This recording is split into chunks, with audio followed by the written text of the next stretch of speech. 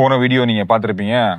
நாங்க யாழ்ப்பாண மைதானம் பத்தி பேசியிருந்தோம். நிறைய பேர் அதுக்கு வந்து ஆதரவும் அது தொடர்பாக தேடுறவங்களுடைய எண்ணிக்கையும் அதிகரிச்சிருக்கு. எத்தனை கிரவுண்ட் இருக்குது, ஏன் இந்த கிரவுண்ட்ஸை பற்றி பேசல, அல்லது இந்த கிரவுண்டுகளை பற்றி என்ன விஷயங்கள் இருக்குன்னு எல்லாம் பேசிட்டு இருக்காங்க.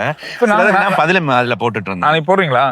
எனக்கு ஒரு சந்தேகம் இருக்கு. இது வந்து 7வது சர்வதேச இலங்கையிലേക്ക് 7வது சர்வதேச மைதானமா இல்ல 11வது சர்வதேச மைதானமா? இல்ல, இப்ப ஏற்கனவே இருந்த மைதானங்கள் சிலவற்றில் இப்ப போட்டிகள் நடைபெறதில்லை. அப்ப மொரட்டுவ டிரோன் பெர்னாண்டோ ஸ்டேடியம் ஆரம்பத்தில் டெஸ்ட் விளையாடின மைதானம் இல்ல. இப்ப அங்க போட்டிகள் இல்ல. பி சரவணமுத்து இப்பொழுது டெஸ்ட் போட்டிகள் விளையாடுவது இல்லை. எனவே இப்படி சில மைதானங்கள் இப்ப கொழும்பு கிரிக்கெட் கழகம் சிசிசிசி மைதானத்தில் இப்பொழுது டெஸ்ட் போட்டிகள் விளையாடுவதில்லை. எனவே இந்த டெஸ்ட் போட்டிகள் சர்வதேச போட்டிகள் விளையாடாத மைதானங்களை நாங்கள் அவற்றில் கணக்கில் எடுத்துக்கொள்ள தேவையில்லை.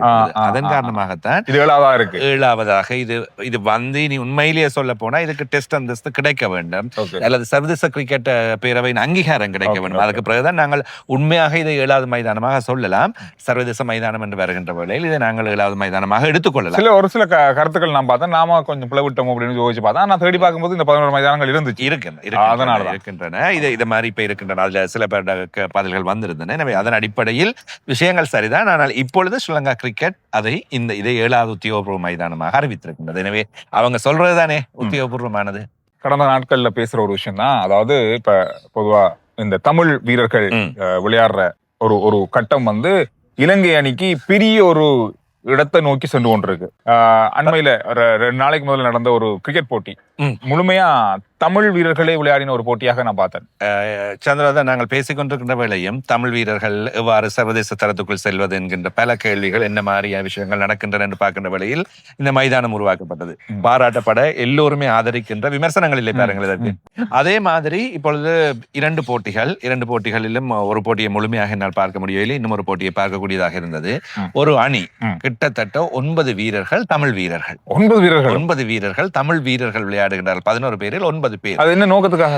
அது யாழ்ப்பாணத்தை அடிப்படையாக கொண்ட வீரர்கள் அநேகமாக இருக்கின்றார்கள். ஏனைய இடங்களில் இருந்து சில வீரர்கள், கொழும்பை மையப்படுத்தியவர்கள், அதே போன்று ஹெட்டனில் இருந்த ஒரு வீரர் அப்படின்னு சொல்லி ஒரு தமிழை மையப்படுத்திய வீரர்களை உருவாக்கி இருக்கின்றார்கள்.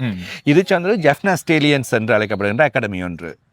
அதாவது ஜெஃப்னா ஸ்டேலியன்ஸ் கேள்விப்பட்டிருப்பீங்கள். எல்பிஎல்லில் விளையாடிய அதன் பின்னர் அவர்கள் எல்பிஎல்லில் இருந்து விலகியதனை தொடர்ந்து அவர்கள் கிரிக்கெட்டை மையப்படுத்தி இந்த ஒரு அமைப்பை உருவாக்கி இப்போ ஒரு 3-4 வருடங்களுக்கு மேலாக செயல்பட்டு கொண்டிருக்கின்றார்கள்.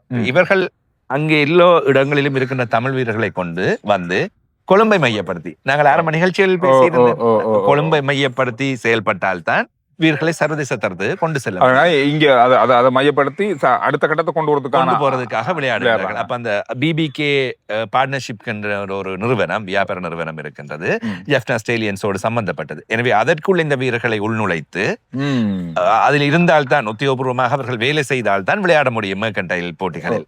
எனவே மெர்கன்டைல் அவர் தான் இங்கே நடைபெறும். அநேகமாக சர்வதேச கிரிக்கெட் வீரர்கள், இலங்கை வீரர்கள் எல்லோரும் இவ்வாறு ஒரு நிறுவனங்களுக்குள் கடமை புரிபவர்களாக பதியப்பட்டிருப்பார்கள். உண்மையில் வேலை செய்கின்றவர்கள் சில வேலைகள் இல்லாமல் இருப்பார்கள். ஆனால் அவர்களுக்கு ஒரு சம்பளம் வழங்கப்பட்டு இபிஎஃப், இடிஎஃப் எல்லாம் அந்த நடைமுறை இருக்கும். எனவே அதன் அடிப்படையில் விளையாடுவார்கள். இப்பொழுது இந்த பிபிகே பார்ட்னர்ஷிப் அணி அதிகமாக யாழ் வீரர்களையும், கொழும்பு வீரர்கள், சார்ஜன் விளையாடுகின்றார், தமிழ் பேசுகிற வீரர்கள் எல்லோரையும் கொண்டு வந்து விளையாடுகின்றார். ஹேட்டனில் இருந்து டோனி கிரேக் விளையாடுகின்றார். அதே போன்று யாழ்ப்பாண மத்திய கல்லூரியில் இருந்து அநேகமான வீரர்கள், யாழ்ப்பாணத்தை பிரதிநிதித்துவப்படுத்துகின்ற வீரர்களை எல்லாம் செய்திருக்கிறார்கள். அப்ப நாங்கள் அந்த கடந்த போட்டி நடைபெற்ற வேளையில் 3 ஓட்டங்களினால் தோல்வி அடைகின்றது இந்த அணி. வெற்றி பெற்றிருக்கலாம். இறுதி ஓவர் வரை போராடி 9 விக்கெட்டுகளை இழந்தார்கள். மறுபுறத்தில் விளையாடிய வீரர்கள் சந்திர 11 பேருமே விளையாடியவர்கள், விளையாடி கொண்டிருக்கின்றவர்கள். அவர்களுடைய பந்து வீச்சுக்களை எதிர்கொள்வது, அவர்களை துடுப்படுத்தாடுவது, அதே போன்று அவர்களை சகல விக்கெட்டுகளை வீழ்த்த செய்தார்கள். தமிழ் வீரர்கள் வியாஸ்காந்த் 4 விக்கெட்டுகளை கைப்பற்றுகின்றார். வியாஸ்காந்த் தான் தலைமை தாங்குகின்றார் அன்னைக்கு. வியாஸ்காந்துக்கு 4 விக்கெட்டுகள், ஏனைய பந்து வீச்சாளர்கள் விக்கெட்டுகளை கைப்பற்றுகின்றார்கள். சார்ஜன் மிக அபாரமாக துடுப்படுத்த ஆடி இருந்தார். ரன் அவுட் மூலமாக அவர் ஆட்டம் இழந்தார். அந்த ஆட்டம் இழப்பு இல்லாவிட்டால் வெற்றி பெற்றிருக்கலாம். எனவே அந்த பிரமோத் மதுஷன், தரிந்து ரத்நாயக்க போன்ற அந்த வீரர்களின் பந்து வீச்சுகள், ஸ்ரீலங்கா நேஷனல் பிளேயர்ஸ், அவங்களோட பந்து வீச்சை எதிர்கொண்டு இவர்கள் சிறப்பாக விளையாடுகின்றார்கள். இந்த யாழ்ப்பாணத்தை வீரர்கள் விளையாடுகின்றவற்றை பார்க்கின்ற வேளையில் இதுதான்டா தேவை எங்களுக்கு. அப்பதான் இலங்கை அணியை எதிர்த்து விளையாடிய ஒரு தமிழ் அணின்னு சொல்லலாம். அந்த அளவுக்கு ஒரு பலமான தமிழ் வீரர்கள் இருக்காங்க. ஒரு அணியாவே இருக்காங்கடா, ஒரு அணியை உருவாக்கக்கூடிய அளவுல இருக்காங்க. அதாவது ஒரு சர்வதேச கிரிக்கெட் அணியில விளையாடுற வீரர்களை எதிர்த்து விளையாடக்கூடிய தமிழ் வீரர்கள் அதுவும் அதுக்கு ஈக்குவலா இருக்கிறார்கள். இப்ப பாருங்க, அதுதான். 3 ஓட்டங்கள் எல்லாம் தோல்வியை தோல்வி சந்திச்சிருக்கோம் என்றா கிட்டத்தட்ட ஈக்குவல் தானே, equal. சமநிலையில் இருக்கின்றோம். அப்ப இருக்கிறோம். இன்னும் அவர்களுக்கு தேவை அந்த அனுபவம். அனுபவம். அந்த எப்படி அதை இறுதி இந்த நேரத்துல இந்த வீரர்கள் மாதிரி இக்கட்டான நேரத்துல எப்படி அதை கொண்டு போறது, எப்படி அதை வெற்றி பெறத எப்படி உறுதிப்படுத்துறதுன்றது, இதெல்லாம் வந்து அதாவது ஒரு இன்னும் அனுபவங்கள் தேவை. இப்ப நாங்கள் இந்த போட்டியை பார்த்து கொண்டிருந்த வேளையில் இதன் பயிற்றுவிப்பாளர் சந்திக்க இருந்தது. நாங்கள் இந்த இலங்கையில் விளையாடி தமிழ் வீரர்கள் பற்றி பேசினோம் தானே. முதலாவதாக இறந்த ஒரு தமிழ் வீரர் என்று பேசியிருந்தோம். அவர் யார் என்று எங்களுக்கு விடயங்கள் தெரியவில்லை என்று தேடிய வேளையில் அவருடைய மகனை நான் இப்பொழுது சந்தித்து விட்டேன். அவர் தான் இந்த அணிக்கு பயிற்றுவிப்பாளராக இருக்கின்றார். ஷமிந்தவாஸ் மற்றும் பிரிஜேஷ். அதாவது இலங்கைக்கு டெஸ்ட் போட்டிகளில் அறிமுகம் மேற்கொண்ட ஒரு தமிழ் வீரர், யாழ்ப்பாணத்தை பிரதிநிதித்துவப்படுத்திய, அதில் மானிப்பாயை சொந்த இடமாக கொண்டவர் தான் இந்த ஸ்ரீதரன் ஜெகநாதன். அவருடைய மகன் தமிழ் யூனியனுக்காக விளையாடியவர், இப்பொழுது இந்த அணியின் பயிற்றுவிப்பாளராக இருக்கின்றார். அவரோடு நான் பேசி இருக்கின்றேன். சரி, எங்களோட ஆரம்பம் வந்து ஜாப்பனீஸ் ஸ்டாலியன்ஸ் கிரிக்கெட் அகாடமி வந்து தொடங்கி நாங்கள் 2.5 வருஷத்துக்கு முதலாவது LPL டோர்னமெண்ட்ல ஒரு டீம் வந்து ஜாப்பனீஸ் ஸ்டாலியன்ஸ் டீம் வந்து நாங்கள் சேர்த்து சாம்பியன்ஸ் ஆயினோம். அந்த டீம் வந்து ஓனர் வந்து ஆனந்த் நானன் லண்டன்ல இருந்து டீம் வந்து வாங்கி அவரோட இன்வெஸ்டர்ஸோட இந்த டீமை உருவாக்கி நாங்கள் சாம்பியன்ஷிப்பை வந்து நாங்கள் 2வது 3வது வருஷம் நாங்கள் விளையாடல.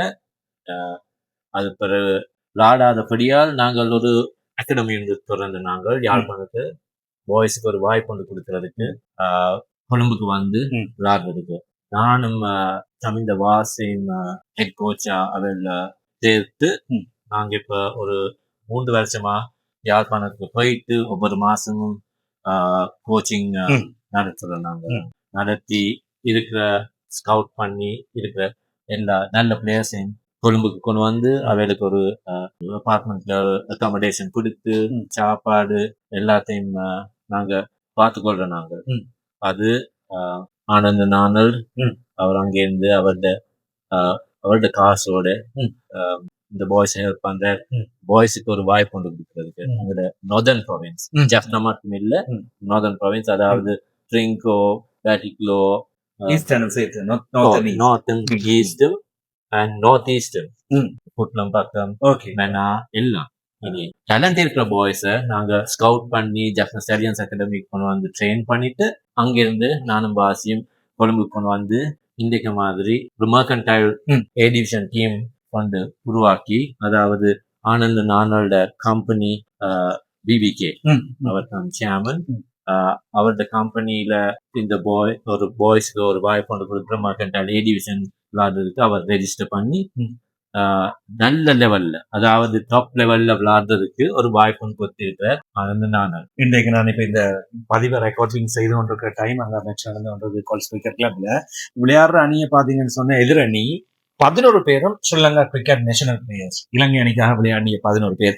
அந்த வீரர்களோட எங்களுடைய வீரர்களும் விளையாடுகின்ற வேளையில் தான் அந்த அனுபவம், டர்ஃப்ல விளையாடுற அனுபவம், அந்த எக்ஸ்பீரியன்ஸ் எல்லாம் கிடைக்கும். அதைத்தான் இவர்கள் இப்பொழுது செய்து கொண்டிருக்கின்றார்கள். எனவே அதன் காரணமாகத்தான் நாங்களும் இந்த அணியை இன்னும் கொஞ்சம் அதிகமாக பிரபல்யப்படுத்தி எங்களுக்கான ஒரு அணியாக உருவாக்க வேண்டும் என்ற திட்டத்தில் இவற்றை செய்து கொண்டிருக்கின்றோம்.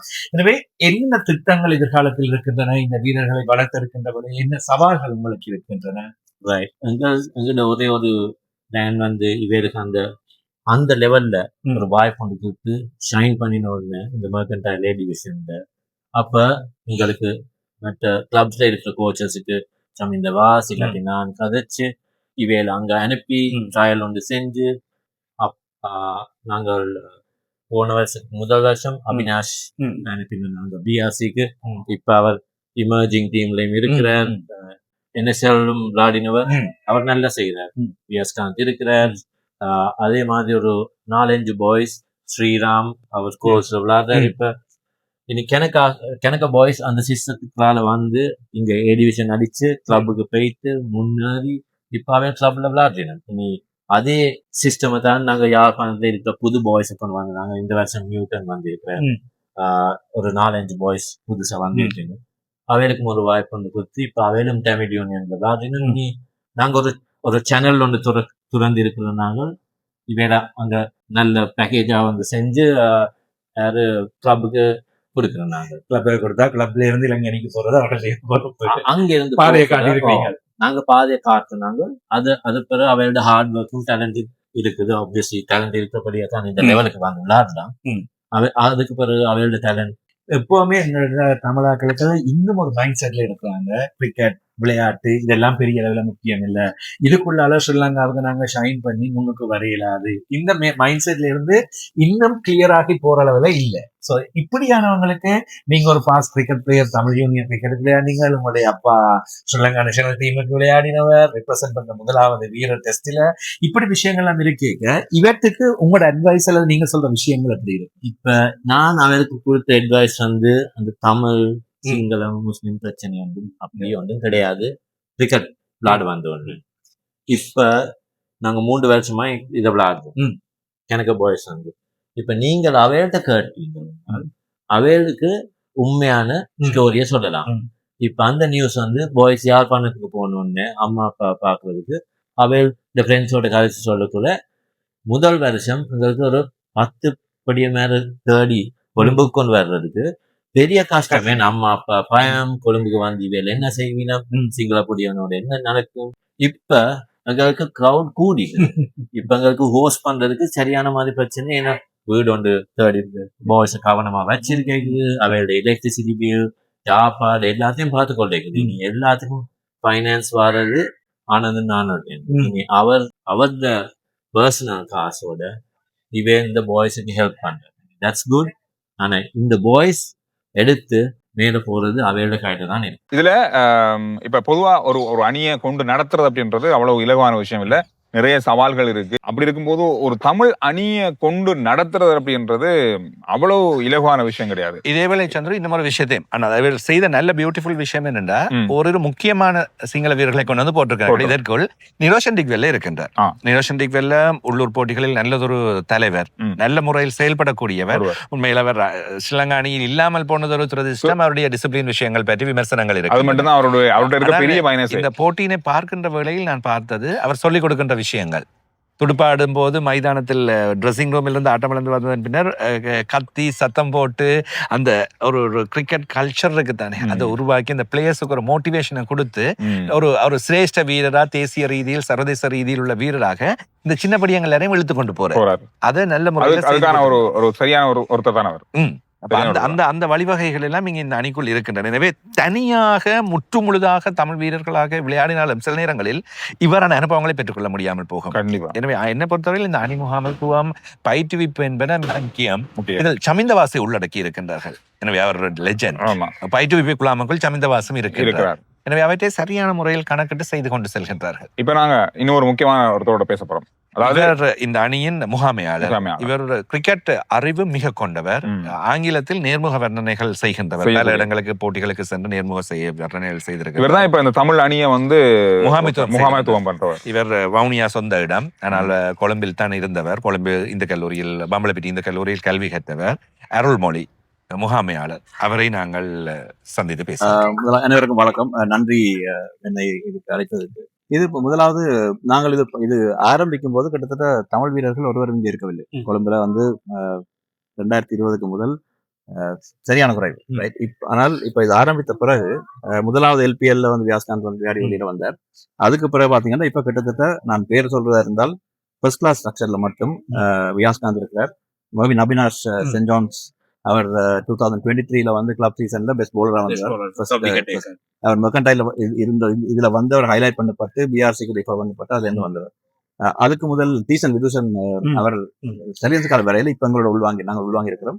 அவர் தீசன் விதுஷன் வந்து மூவஸ் அணிக்காகவும் இப்ப தமிழ் அணிக்காகவும் விளையாடி கொண்டிருக்காரு. இது 3.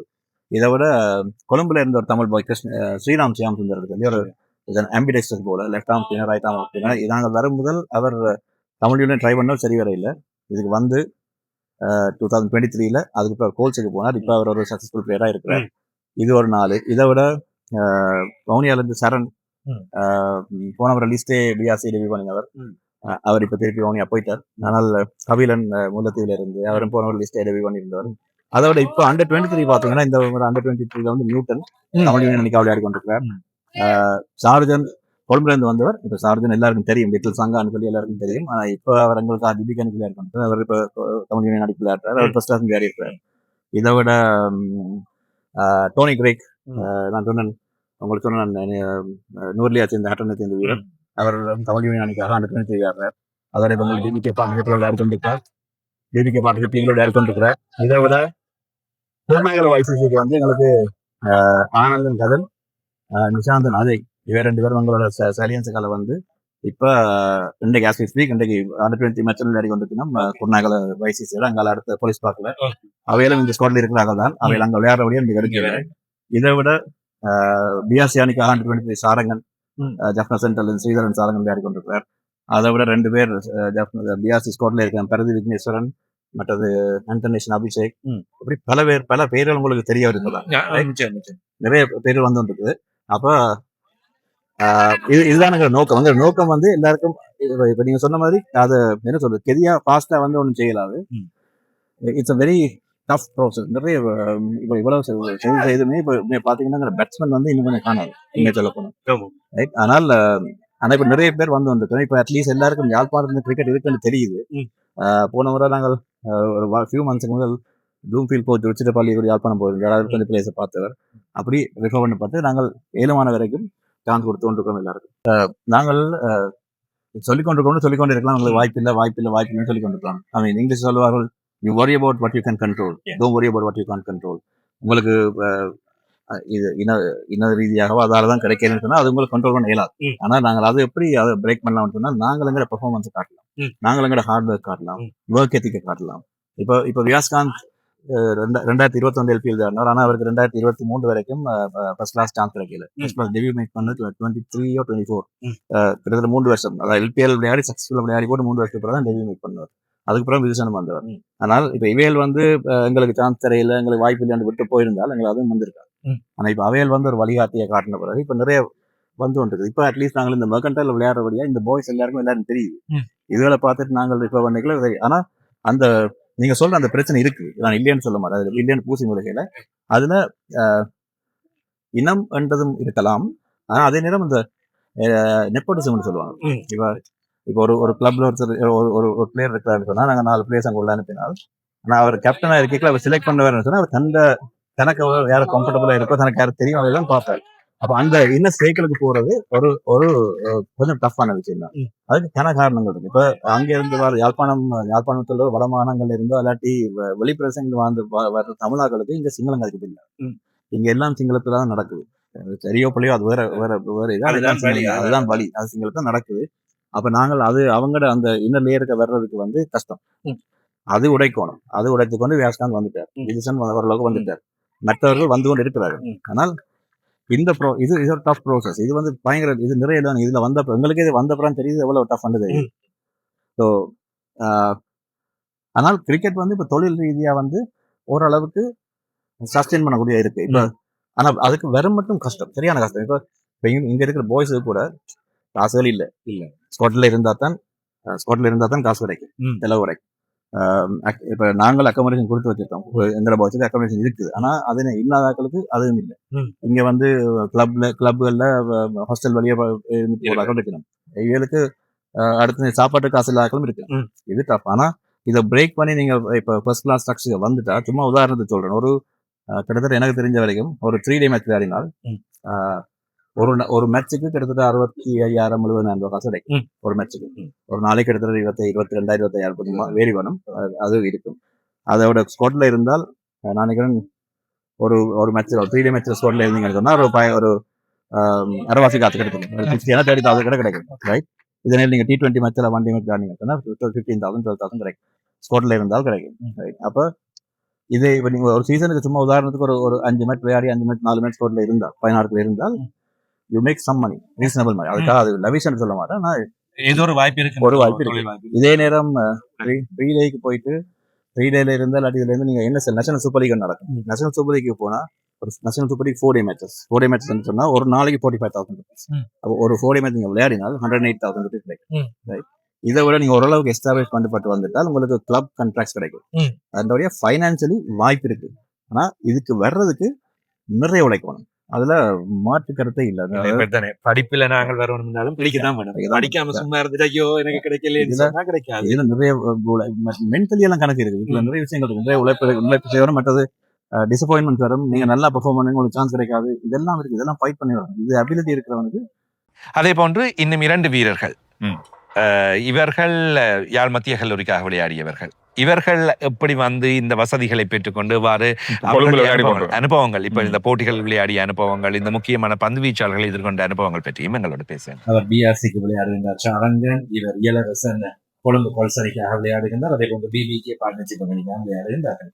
சாரங்கன், இந்த ஜெஃப்னா ஸ்டேடியன்ஸ், இந்த பயிற்சிகள், யாழ்ப்பாணத்திலிருந்து கொழும்பு நோக்கி வந்து விளையாடுகின்ற அனுபவங்கள் என்ன, எவ்வாறான வழியில் உங்களுக்கு இந்த வாய்ப்புகள் கிடைத்தது?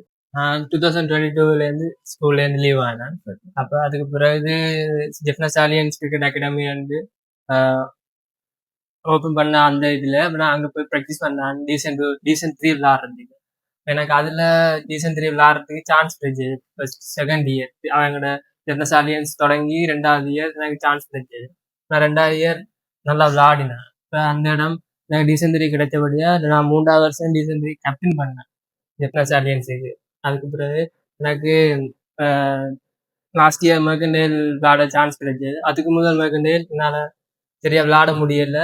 அந்த இடத்துல நிறைய ஃபர்ஸ்ட் கிளாஸ் பிளேயர்ஸ் அந்த பிளேயர்ஸ் இருந்தபடியே சான்ஸ் கிடைக்கல. போன வருஷம் நான் எல்லா மேட்சும் பிபிகே அணிக்கு அதில் விளையாடினேன். இதில் எனக்கு நிறைய ஆதரவு கொடுத்தது என்ன, ஆனர்ஸ் வர்றாங்க. அவர் நிறைய சப்போர்ட் கொடுத்து அவர்கிட்ட அக்கமெண்டேஷன் தந்து, அவர்கிட்ட வீடு தந்து, எங்களையெல்லாம் அங்கே இருந்து இங்கே கொண்டு வந்து சில பேருக்கு ஒர்க் கொடுத்து, சில பேருக்கு நான் ஆப்பர்ச்சுனிட்டி கொடுத்து நல்ல இது கொடுத்தவர். இப்போ நான் அண்டர் 23 பிஆர்சி அணிக்காக இப்போ விளையாடி கொண்டு வரேன். இளவரசன், உங்களுடைய பாதை, உங்களுடைய அனுபவங்களை பற்றி கொஞ்சம். நான் வந்து ஸ்கூல்லேருந்து 2020 லீவ் ஆனேன். அதுக்கப்புறம் எனக்கு சலியன்ஸில் டிவிஷன் 3 டீம் விளையாட சான்ஸ் கிடைச்சது. டிவிஷன் 3ல 3 இயர்ஸ் விளையாடினேன். அதன் மூலமாக டிவிஷன் 3ல பெர்ஃபார்ம் பண்ணி எனக்கு கோல்ஸ் கிளப்பில் விளையாடுற ஒரு சான்ஸ் கிடைச்சது. கோல்ஸ் கிளப்பில் வந்து நான் 2 வருஷம் அண்டர் 23 விளையாடினேன். அதோட ப்ரீமியர் விளையாட சான்ஸ் கிடைக்கல, ப்ரீமியர் ஸ்பாட்டில் இருந்தேன். இது வந்து இந்த மெர்கண்டேல் வந்து எனக்கு இதோட 3வது இயர் விளையாடி கொண்டிருக்கேன். மற்றது எங்கள் கொழும்புல வந்து இருக்கிறதுக்கு எங்களுக்கு வீடு தந்து, அதோட நான் இதில் பிபிகேல நான் ஒர்க் பண்ணிட்டு அதுக்கு இந்த இடத்துல நான் ஆனந்தன் சாருக்கு தேங்க் பண்ண விரும்புகிறேன். இப்போ இன்றைக்கு இந்த நீங்கள் நச்சு விளையாடிக்க உங்களுக்கு எதிராக விளையாடி கொண்டிருக்கிற நட்டணியில் 11 பேருமே ஸ்ரீலங்கா டீம் விளையாடி கொண்டிருக்காங்க. இப்போ இந்த மாதிரி அவங்களுக்கு எதிராக அவங்களோட போலுக்கு பெட் பண்ணுறதா இருக்கட்டும், அதே போல அவங்களுக்கு போல் பண்ணுறதா இருக்கட்டும், அப்படி பார்க்க அந்த எக்ஸ்பீரியன்ஸ் உங்களுக்கு எப்படி இருக்குது? இது இப்படியான வாய்ப்புகள் நீங்கள் எதிர்பார்த்துருக்கீங்களா? இப்போ நேஷனல் பிளேயர்ஸோட விளையாடுறதுக்கு எங்களுக்கு சான்ஸ் கிடைக்கிற வந்து குறைவு. இந்த பிபிகே மூலமாக எங்களுக்கு அந்த வாய்ப்பு கிடைச்சிருக்கு. அவையோட பந்துக்கு பேஸ் பண்ணிக்க, அவங்க பெட் பண்ணிக்க நாங்கள் பந்து உடைய நிறைய அவங்க எப்படிலாம் விளையாடுறாங்க, அவங்க டெக்னிக்ஸ், அதை நாங்கள் நல்லா லேர்ன் பண்ண முடியாது. நிறைய விஷயங்கள் இருக்கு. நம்ம பேசுறதை தாண்டி ஒவ்வொருத்தரையும் சந்திக்கும் போது நமக்கு கிடைக்கிற அந்த அனுபவங்கள், அந்த தகவல்கள் வந்து இந்த கிரிக்கெட்டுக்குள்ள வரப்போற, அல்லது இந்த கிரிக்கெட்டுக்குள்ள எப்படி தமிழ் வீரர்கள் அல்லது ஒரு வீரரை ஒரு தேசிய அணிக்குள்ள கொண்டு வரதுக்கு எவ்வளவு நடைமுறைகள் இருக்கு அப்படின்றது இப்ப உங்களுக்கு கொஞ்சம் கொஞ்சமா விளங்கி இருக்கும். இப்ப வந்து கஷ்டம் இலகு இல்ல. இப்ப எல்லாருமே யோசிப்போம், இவ்வளவு பேர் 12 பேர் 11 பேர் விளையாடுறாங்க, ஏன் இதுக்குள்ள ஒரு தமிழ் வீரர் இல்லை அப்படின்றது சாதாரணமா கேட்டு போகலாம் நாம. ஆனா அதுக்குள்ள எவ்வளவு நடைமுறை இருக்கு, எவ்வளவு படிப்படியா அதுக்கு மேல வரணும், எவ்வளவு நடைமுறை சிக்கல்கள் இருக்கு, இந்த மாதிரி பல விஷயங்கள் இருக்கு. இப்படியே நாம ஒருத்தர் பேசும்போது அது நமக்கு தெளிவா தெரியுது. கஷ்டம் இல்ல. அதே மாதிரி இப்ப வியாஸ்காந்த் உட்பட இந்த வீரர்கள் இருக்கிறார்கள் தானே, இலகுவாலாம் வர முடியாது. விதுஷன் இவர்களோட எல்லாம் நான் பேசியிருக்கின்றேன் தனிப்பட்ட ரீதியில் கதைக்கின்ற வேலை அவர்கள் ஒத்துக்கொள்கின்ற விஷயம். நாங்கள் இன்னும் அந்த அளவுக்கு இல்ல பெர்ஃபார்ம் பண்ண காணாது, இன்னும் போராட வேண்டும், இன்னும் நிறைய விளையாட வேண்டும், அவர்கள் ஒத்துக்கொள்ளும். வீரர்களுக்கு தெரியும். ஆனா வெளியில இருந்து பாக்குற நமக்கு அப்படின்ற ஒரு கோவம் தான் எப்பவுமே இருக்கும். அதே மாதிரி இந்த அணியை பற்றி இன்னும் நாங்கள் தொடர்ந்து இவர்களோடு சேர்ந்து பயணிக்க போகின்றோம். நிறைய விஷயங்கள் தொடர்ந்தும் கொண்டு வர போகின்றோம். இந்த அணி இந்த தொடர் முழுவதுமாக மெர்கண்டைலில் எவ்வாறு செயல்படுகின்றார்கள், இந்த வீரர்களுடைய பெறுதிகள் எவ்வாறு அமைந்திருக்கின்றன, இதே போன்று துடுப்பாட்டத்தில் வியாஸ்காந்த் நல்ல முறையில் இந்த போட்டியில் விளையாடி இப்படிக்கான விஷயங்கள் இருக்கின்றன. எல்லாவற்றையும் தொடர்ந்து பேசுவோம் நாங்கள்.